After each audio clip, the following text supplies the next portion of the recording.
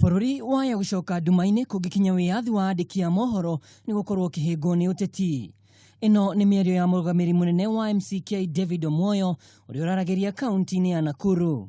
It's the right of any citizen to support or boycott any media house. So if you want to resist a media house or any product, if you want to support it, everybody has a constitutional right.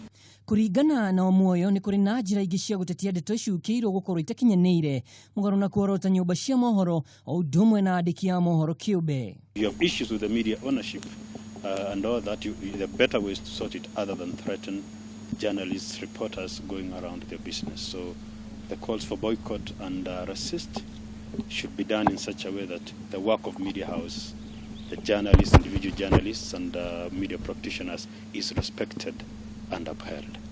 No athiete na mbere kuga ikinya ria ngwatanĩro ya mũng'ethanĩro NASA kuria arũmĩrĩri ao magomere nyumba imwe cia mohoro ni ugwati kuri andĩkwo ona bũrũri kuona ũcio ni ũcugiri wa ngũĩ ona ukabira.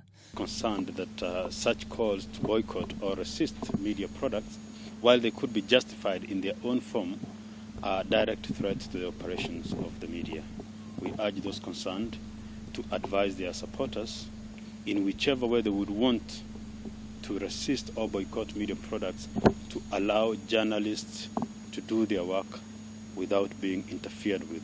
Nona gukire ogwo ni ugite MCK no iguthie na mbere gutetera ihoto cia andiki a mohoro. Nginyagia riu MCK ni itangĩkĩire ciĩko 17 cikuruhaine na thariko kuri andiki a mohoro. Handu-inĩ ha Kameme TV, njĩtagwo Mwaura wa Ndung'u.